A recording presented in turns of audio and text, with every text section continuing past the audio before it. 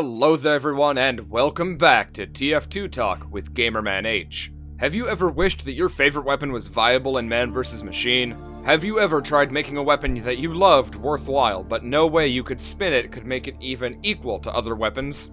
I've felt this before, and I sympathize.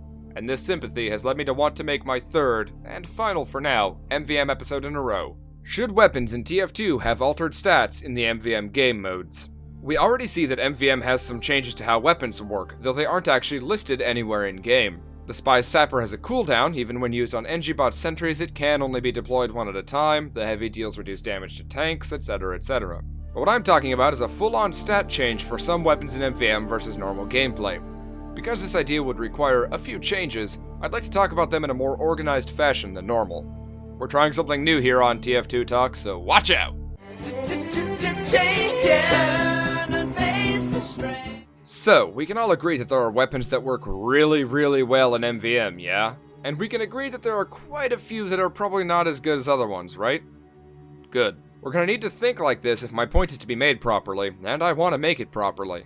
After all, if I so much as let one thing slide through the cracks and be unclear, I'll be bombarded by all kinds of commenters about how stupid I am for missing that one thing, so, you know.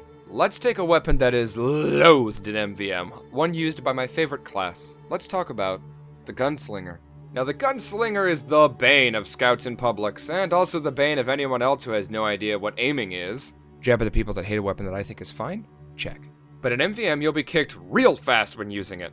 And because of that, I've actually seen a lot of people that don't understand why the mini-sentry it creates is hated in that game mode. One word answer there: aimbot. The robot hordes can actually hit the mini-sentry, and since that thing has some very low health, it disappears faster than a buffet around a fat guy.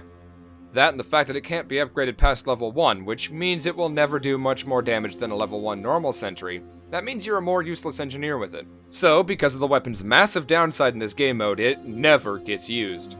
But what if weapons were balanced for both MVM and PvP gameplay?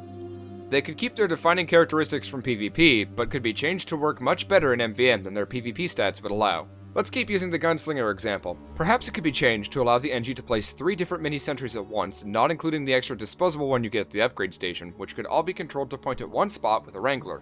It'd allow the NG to place smaller sentries across multiple areas, opening a bunch of new strategies, and it's balanced out a bit by the fact that each one will last about as long as a fart in a hurricane. It doesn't totally fix the weapon, of course, I never claim to have a perfect fix, but it would be better than just a crappy, unusable thing that people completely ignore. But this video isn't about the Gunslinger. That subject will probably get a vlog-like video later on. This video is about weapons as a whole. Now that I've got what I mean clear, let's talk about how the descriptions of weapons could be changed to allow something like this to be visible to people.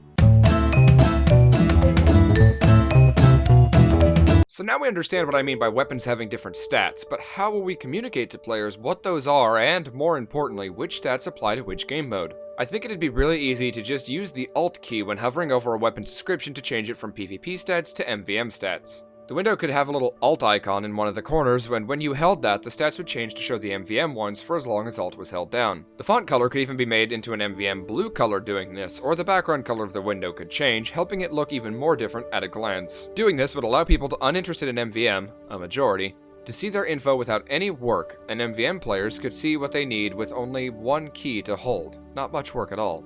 Perhaps advanced options would allow you to change which weapon stats appear by default, PvP or MVM, but that's a thing for a later date. I got 99 problems and a glitch is one. Time to address any issues I can come up with for this being a thing, and as far as I see, there are only a few. Number 1. This would take a lot of work on Valve's part, and during the testing and rollout of this, they would see a ton of backlash. Even if they only touched weapons the community pretty much agrees are total garbage, there would be people complaining left and right. There would be people screaming about how overpowered some weapons are now, and to be fair, Valve could totally overbuff a weapon. Or about how they failed to do enough buffing and wasted their time. This is probably the main reason that they won't do it now, but not that they didn't do it in the first place. That brings me to Number 2. Confusion. Simply put, the probable main cause that this wasn't there in the first place is confusion. People back then didn't really understand MVM, and adding a new stat set for some or all weapons for just one game mode would probably have caused mass confusion.